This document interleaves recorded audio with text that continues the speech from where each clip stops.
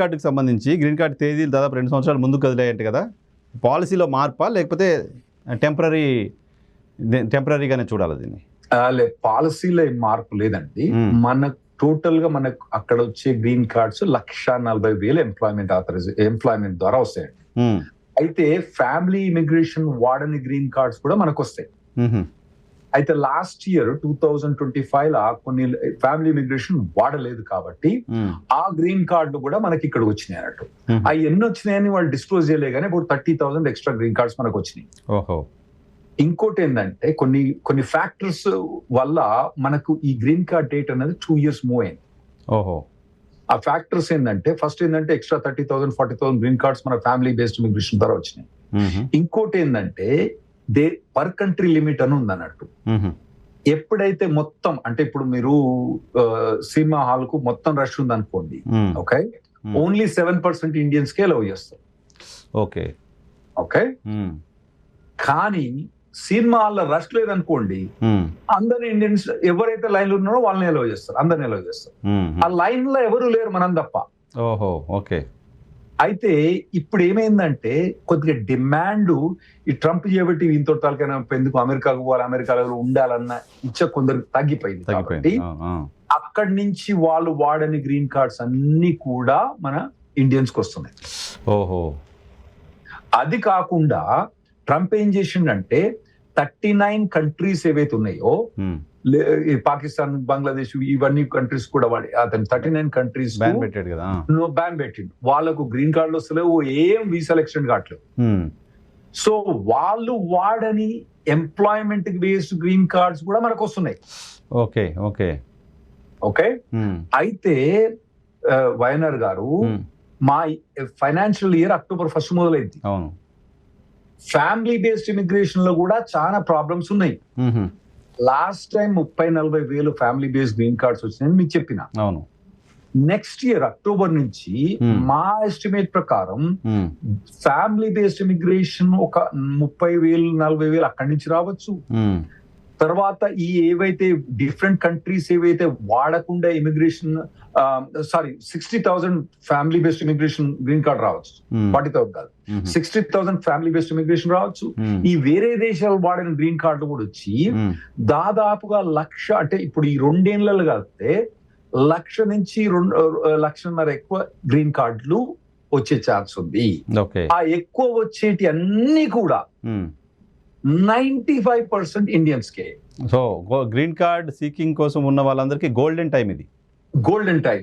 ఆ 95% దాదాపుగా ఈ ఎక్స్ట్రా 1,00,000+ గ్రీన్ కార్డ్స్ వచ్చే వాటిలల్లా మన ఇండియన్సే మొత్తం ఉంటారు. అందులో మన తెలుగు వాళ్ళు 50% కన్నా ఎక్కువ ఉంటారు. అంటే ప్రాక్టికల్ గా ఇప్పుడు ట్రంప్ చేసే కోతి శకలు కానివ్వండి, మంచి శకలు కానివ్వండి, చెడు శకలు కానివ్వండి, బుడద మించిది అంతే మన తెలుగు వాళ్ళు పోయి మంచం మీద పడ్డటాయి. ఓకే, గ్రీన్ కార్డ్ విషయంలో.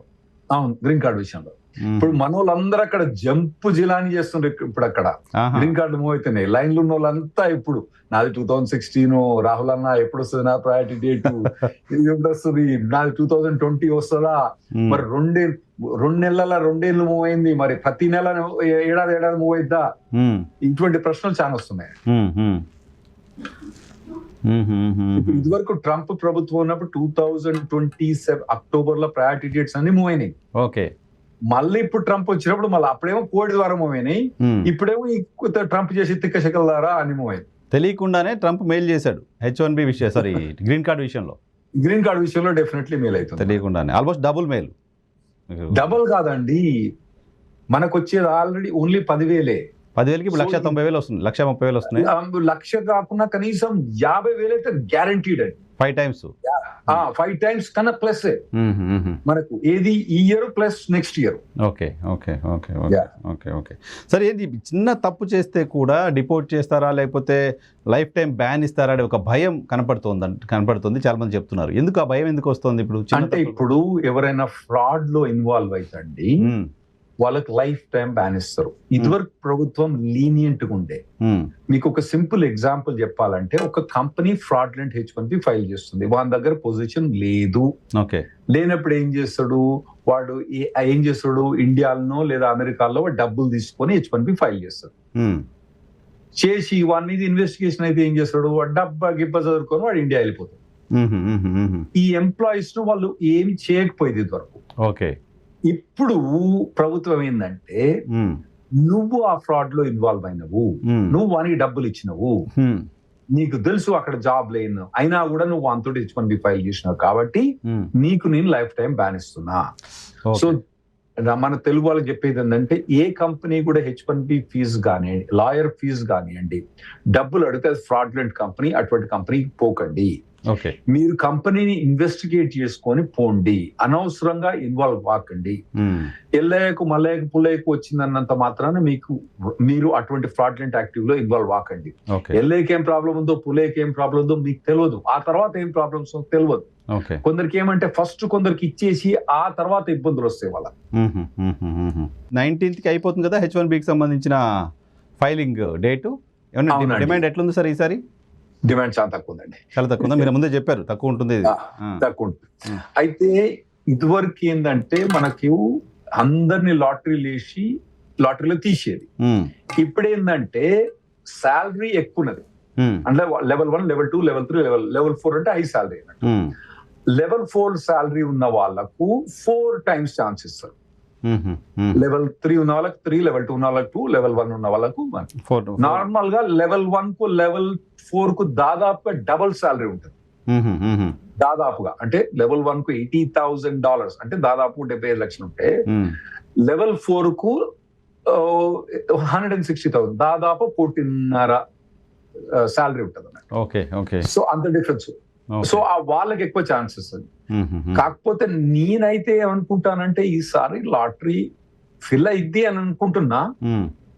కొద్దిగా కొందరు మిస్ అవుతారేమో అని అనుకుంటా, కానీ ఒకవేళ లాటరీ ఫిల్ కాకుండా ఇలా పరేషాన్ కావాల్సింది ఏం లేదు. ఎందుకంటే దెర్ ఇస్ ఎ ఛాన్స్. ఇప్పుడున్న ఎకానమీ, ఇప్పుడున్న సిస్టము ఇవన్నీ చేసి లాటరీ ఫిల్ కాకుండా ఇంకోటి ఏంటంటే బయట దేశం నుంచి ఎవ్వరు కూడా H1B ఫైల్ చేయరాదు. అంతే కదా, అక్కడ కంపెనీసే ఇవ్వాలి. అక్కడ ఉన్న వాళ్ళకి బయట దేశం నుంచి చేస్తే వాళ్ళు $1,00,000 పే చేయాలి. సో ఇప్పుడు లాటరీలో కొందరు బయట దేశం నుంచి వేసి ఆడ కోర్టులున్న కేసులు ఏమైనా సక్సెస్ అయిద్దాం అని వాళ్ళు ఆలోచిస్తుండ్రు తప్పితే ఇది లాటరీలో సెలెక్ట్ అయినా కూడా వాళ్ళు 100,000 కట్టరు. కోర్టు తీర్పు కోసం వెయిట్ చేస్తా కూర్చుంటారు. సో విత్ ఇన్ US ఉన్న వాళ్ళకు అడ్వాంటేజ్. ఇంకోటి ఏంటంటే విత్ ఇన్ US లో వెయిటింగ్ లిస్ట్ ఉన్న వాళ్ళు, అందులో కూడా మన తెలుగు వాళ్ళు ఎక్కువ, అందులో ఇండియన్స్ ఎక్కువ. సో దాని వల్ల కూడా అంత $100,000 ఫీజు వల్ల ద్వారా అంత డిసడ్వాంటేజ్ అని నేనేమనుకోను. ఈ లెవెల్ ఆఫ్ సాలరీస్ దగ్గర కొద్దిగా డిసడ్వాంటేజ్ ఏమిటొచ్చు ఇండియన్స్. ఓవరాల్ నెట్ ఎఫెక్ట్ మళ్ళా మనకి ఎప్పుడు కూడా 60% H1Bs ఇండియన్స్ కి వస్తాయి. ఇప్పుడు వీళ్ళు చేసిన ఏ సిస్టమ్ ద్వారా మళ్ళీ చేసినా కూడా మనకి 60% మళ్ళీ వస్తాయండి. వస్తాయి. ఏ సిస్టమ్ లో చేసినా వస్తాయి. సో అంటే ఇప్పుడు ఏమవుతుంది, ఎక్కువ జీతాలు వస్తున్న వాళ్ళకు H1Bకి సంబంధించిన అవకాశాలు పెరుగుతున్నాయి. సిస్టమ్ అట్లా తయారవుతున్నట్టు కనపడుతుంది. అవునండి. ఓకే, వీసాల ఆలస్యాల కారణంగా H1B లేదా H4 బదులు B2 వీసాకు అప్లై చేయడం అనేది సరైన మార్గమే అవుతుందా? ఒక క్వశ్చన్ అడుగుతున్నారు. ఇప్పుడు ఏమైతుందంటే అండి, ఇప్పుడు H1, H4 వీసా అపాయింట్మెంట్స్ అన్నది 2027 దాకా ఏం అపాయింట్మెంట్స్ లేవు. మార్చ్ 2027 దాకా లేదు. మొత్తం బంద్ చేసి పడేసిండు కాన్సులేట్. ఏమంటాడంటే మాకు ఇవన్నీ ఎంక్వైరీ చేయాలి, ఇప్పుడు మీరు YNR గారు అప్లై చేస్తాడంటే YNR గురించి ఎక్కువ ఎంక్వైరీ చేయాలి, ఆయన పుట్టుమచ్చ ఎక్కడ ఉందో ఎతకాలి. ఒకటి చెప్తాను జోకు, ఇవన్నీ తిక్క అన్ని వాళ్ళు వెట్టింగ్ చేసి వాళ్ళు డిలే చేస్తారు ప్రాసెస్. అయితే B1, B2 అన్నది ఎందుకంటే వీళ్ళు ఏది లాస్ వేగస్ పోయేటోళ్ళు, డిస్నీ వరల్డ్ పోయేటోళ్ళు, తర్వాత రిలేటివ్స్, దాంతో అమెరికా కొద్దిగా అడ్వాంటేజ్ ఉంటుంది, డబ్బులు ఎక్కువ వస్తాయి. వాటిని మాత్రం అపాయింట్మెంట్స్ ఇస్తుంది. అయితే ఈ H1, H4 అపాయింట్మెంట్ లో స్టక్ అయిన వాళ్ళు B1, B2 అప్లై చేసుకోవద్దా అంటే చేయకూడదు. ఎందుకంటే మీ ఇంటెన్షన్ అక్కడ పోయి విజిటింగ్ డిస్నీనో లాస్ వేగస్ చేసి వెనకకు రావడం కాదు కదా, అక్కడ పని చేయడానికి పోతుంది. లేదా మీ హస్బెండ్ అక్కడ ఉన్నాడు, మీ హస్బెండ్ తోటి ఉండటానికి పోతుంది. కాబట్టి మీ పర్పస్ అది, కాబట్టి అది చేయొద్దు. ఒకవేళ మీరు చేస్తే ఒకవేళ చేస్తే దీని వల్ల లాంగ్ టర్మ్ నెగటివ్ ఎఫెక్ట్స్ ఉంటాయి. వాళ్ళు అనుకున్నారు అనుకోండి, మీరు అసలు ఇంటెన్షన్ మీరు అక్కడ జాబ్ చేస్తాను కానీ, లేదంటే మీరు అక్కడ హస్బెండ్ తోటి పోయి జాయిన్ చేస్తాను కానీ, మిమ్మల్ని లైఫ్ టైం బ్యాన్ చేస్తానికి ఛాన్స్ ఉంటుంది. సో నేను చెప్పేది ఏంటంటే మీరు అటువంటి ఏం చేయకండి. కొందరు సిచ్యువేషన్ కొందరు అడుగుతారండి, మా ఆవిడ ప్రెగ్నెన్సీ అక్కడ చైల్డ్ బర్త్ రిజిస్టర్ రెడీ ఉంది, నాకు ఇక్కడ H4 రావట్లేదు, మరి నేను B2 మీద పోవాలంటే నేను ఆ సిచ్యువేషన్ సిన్సియర్ గా అర్థం చేసుకుంటా. కానీ మీరు నా సిచ్యువేషన్ అర్థం చేసుకోవాలి ఏంటంటే లీగల్ గా ఇప్పుడు ఒకళ్ళ తల్లి సీరియస్ ఉంది, డబ్బులు వస్తేనే ట్రీట్మెంట్ అయింది, బ్యాంక్ పోయి దోపుకొని చేయొచ్చా అంటే మరి నేనైతే దోపుకొని చేయదని చెప్తా. చేయరాదు, చేయకూడదు కూడా. సో ఇది కూడా అంతే అండి. మీరు B1 B2 అన్నది ఈ బ్యాంకు దోపుకొంతో సమానం. మీరు వేరే ఏదైనా ఆల్టర్నేటివ్ చూసుకోండి తప్పితే B1 B2 అప్లై చేసుకోకండి. అప్లై చేస్తే B1 B2 రాదు మీకు. ఒకవేళ వచ్చినా కూడా దాన్ని ఫ్రాడ్ కన్సిడర్ చేస్తారు కాబట్టి మీరు అటువంటి ఏం చేసుకోండి. వేరే ఏమైనా చూసుకోండి అంటే ఏంటి, వేరే ఆప్షన్స్ ఏమున్నాయి? వేరే ఎవరికైనా రిలేటివ్స్ ఎవరైనా ఉండరు అనుకోండి, మీ ఆంటీఓ ఎవరైనా ఉండరు అనుకోండి, ఆమెను పంపించండి. అక్కడ పోయి డెలివరీ చేస్తాను B2 వాళ్ళు పోయి అక్కడ పోయి అతోటి ఉండాల్సింది అటువంటి ఏమైనా ఉంటే అటువంటి చేసుకోండి. ఓకే. సో ఈ డిపోర్టేషన్ గురించి ముందు మాట్లాడుకున్నాం సార్. పెరుగుతున్నాయా సార్ ఇండియన్స్ డిపోర్టేషన్స్? ఏమైనా పెరుగుతున్నట్టు నంబర్స్ ఉన్నాయా ఏమన్నా రీసెంట్? అంటే ఇన్ జనరల్ గా డిపోర్టేషన్స్ పెరుగుతున్నాయి. ఒకటి ఏంటంటే ప్రతి ఇయర్ మన ఇండియన్స్ వాళ్ళు ఇల్లీగల్ గా 70,000-80,000 వచ్చే వాళ్ళంతా తగ్గిపోయారు. ఎవరు గొడవకు వచ్చేవాళ్ళు, జై ఖాళిస్తాన్ అని అవద్దని చెప్పి జై డంకీ రూట్ లో వచ్చిన వాళ్ళందరూ పోయినారు. ఇంకోటి ఏంటంటే కొందరేమో ఈ తలకాయ నొప్పి ఎందుకని సెల్ఫ్ డిపోర్ట్ చేసుకుని వెళ్ళిపోతున్నారు, కొందరు డిపోర్ట్ అవుతున్నారు. కానీ ఇది ట్రంప్ ప్రభుత్వం మొదలొచ్చినప్పుడు మనం చాలా మంది ఇండియన్స్ ఫ్లైట్లు తీసి పంపించడం అవన్నీ కనబడ్డాయి కదా. అటువంటి సినారియో లేదు. ఎందుకంటే డంకీ రూట్ వచ్చిన వాళ్ళు ఆంధ్ర రూట్ ట్రంప్ ప్రభుత్వం చేంజ్ అయిపోయింది.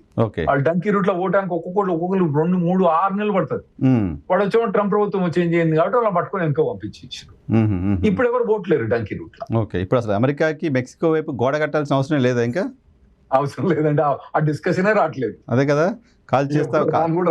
కాల్ చేస్తామన్నా కట్టలు కట్టుకొని వచ్చిన వాళ్ళు ఒక్కసారిగా అయిపోయారు కదా. అయిపోయారు, మొత్తం అయిపోయింది. ఇప్పుడు ఆ డిస్కషన్ రావట్లేదు. అంత ముందు డెమోక్రాట్స్ అపోజ్ చేసేది, రిపబ్లికన్ సపోర్ట్ చేసేది. ఇప్పుడు వాళ్ళ గురించి డిస్కషన్, అక్కడ పొలిటికల్ డిస్కషన్ లేదు. అక్కడ అవసరం లేదు. ఇప్పుడున్న సిస్టమ్ ప్రకారం అవసరం లేదు వాళ్ళ డిపోర్టేషన్. సో ఇప్పుడు కొద్దిగా డిపోర్టేషన్స్ పెరిగినాయి కానీ అంత సిగ్నిఫికెంట్ గా ఇండియన్స్ మీద డిపోర్టేషన్ పెరగలేదు. Okay, good. దట్ ఇండియాలో ఉండి అమెరికా కంపెనీస్ కి రిమోట్ గా పనిచేయడం వల్ల ఏమైనా చట్టబద్ధమైనా చేస్తుంటారు అట్లా కొంతమంది? కంప్లీట్ గా చట్టబద్ధం అండి. ఇమిగ్రేషన్ ఏమైనా రిస్క్ ఉంటుందా దానికి? Absolutely zero risk. ఈ మధ్యలో ఎవరు అదిగో పులి అదిగో తోక అదిగో పులి అని ఎవరో ఒక పర్టికులర్ పర్సన్ అబుదాబి ఎయిర్పోర్ట్ లో పోతే రిమోట్ లో పని చేసిండు అని చెప్పి అతను డిపోర్ట్ చేసిండు అని ఒక పెద్ద రూమర్ బలాయించింది. మొత్తం అబద్ధం అండి అసలు. ఓకే. ఎందుకంటే మీరు చట్టబద్ధంగా చూసుకోండి, ఎప్పుడు కూడా ఏ ప్రభుత్వం కూడా, ఇండియన్ ప్రభుత్వం కానివ్వండి, అమెరికన్ ప్రభుత్వం కానివ్వండి, కెనడియన్ ప్రభుత్వం కానివ్వండి, ప్రపంచంలో నాకు తెలిసిన ఏ ప్రభుత్వం కూడా సైబర్ స్పేస్ ను స్పేస్ గా కన్సిడర్ చేయదు. Okay okay okay. నేనేం చెప్తా అంటే మీ ముడ్డి ఎక్కడ కూర్చుంటే అక్కడ మీకు పర్మిట్ ఉండాలి. మీరు ఇండియాలో ముడ్డి కనుక, మీ ముడ్డి కనుక, సారీ లాంగ్వేజ్ వాడడం కానీ మా తెలంగాణ అట్లే మాట్లాడతాం మేము, ఓకే, మా వరంగల్ భాషలో, మీ ముడ్డి మీరు ఎక్కడ కూర్చుంటే అక్కడ మీకు వర్క్ పర్మిట్ ఉండాలి. మీ చైర్ ఎక్కడైతే మీరు సైబర్ తోటి ఎక్కడైతే లాగిన్ అవుతారో అక్కడ పర్మిట్ అవసరం లేదు మీకు. Okay okay. మీరు రాత్రిపూట గచ్చిబౌలి ఏరియా పోయి చూడండి, అమ్మాయిలు అబ్బాయిలు వాళ్ళు రాత్రిపూట చూసుకొని కాఫీ దాటన్నప్పుడు బయటకు వస్తారు, వేల మంది పని చేస్తారు. అవును. ఒక్కరు కూడా పర్మిట్ లేదు వాళ్ళకి. యూఎస్ అవసరం లేదు. ఓకే, అవసరం లేదు. సో ఏదైతే ఆ రూమర్ అయితే స్ప్రెడ్ చేసిండ్రో రిమోట్ గా పనిచేయరాదన్నది మాత్రం ఖచ్చితంగా అబద్ధం. సో ఇమిగ్రేషన్ లో దానికి సంబంధించి ప్రాబ్లం ఏమి ఉండదు, జీరో లేదు. ఇప్పుడు ఎవరైనా టాలెంటెడ్ పర్సన్స్ ఫ్రీలాన్సర్ గా ఇక్కడ ఇండియా నుంచి యుఎస్ పని చేసుకోవాలంటే ఖచ్చితంగా పని చేసుకోవచ్చు. వాళ్ళకి ఎటువంటి H1B అవసరం లేదు, F1 అవసరం లేదు, O1 అవసరం లేదు, P1 అవసరం లేదు, రాహుల్ రెడ్డి అవసరం లేదు. ఒక అకౌంటెంట్ గా CPA అకౌంటెంట్ అయితే సరిపోతుంది. Okay okay okay. ఇప్పుడు గతంలో ఇక ఒక నెల 2 నెలల క్రితం మనం చూసాం H1B వీసాలు ఉన్నాయా లేదని కొంతమంది యూట్యూబర్స్ వెళ్ళి రైడ్స్ చేయడం, రైడ్స్ అంటే ఉన్నాయా లేదా చెక్ చేయడం, ఇటువంటివి చేశారు కదా. సో ఆ భయం ఇంకా ఉందా సార్? పర్టికులర్గా మనం ఇంతకుముందు మాట్లాడుకున్నాం, ఎక్కడ అది ఇంకా డల్లాస్లోనా? డల్లాస్ లో కానివ్వండి, మొత్తానికి మనోళ్ళు కొద్దిగా చాలా భయంగానే ఉంటుండ్రు అక్కడ. ఇప్పుడు H1B వాళ్ళు కానివ్వండి, H4 కానివ్వండి, చాలా భయంగానే ఉంటుండ్రు. ఓకే. సో ఇప్పుడు అటువంటి అయితే మీకు అంతకుముందు మనం ఎక్స్ప్లెయిన్ చేసాం కదా, కన్సల్టింగ్ కంపెనీ వాళ్ళు అక్కడనే కంపెనీ దగ్గరనే జాబ్ చేయాలని రూల్ ఏం లేదు. ఇప్పుడు మైక్రోసాఫ్ట్, ఒరాకిల్ ఇటువంటి కంపెనీస్ కూడా వేరే దగ్గర పంపుతుంది వాళ్ళ ఎంప్లాయీస్. కన్సల్టెన్సీ వాడు జాబులు ఇప్పిస్తారు కానీ వాళ్ళందరూ కూర్చోబెట్టుకోరు కదా. తెలుసు. కాకపోతే ఏంటంటే వీళ్ళు కొందరు ఇళ్ళ నుంచి బిజినెస్ లో ఆపరేట్ చేయడం మొదలు పెట్టారండి. ఓహో.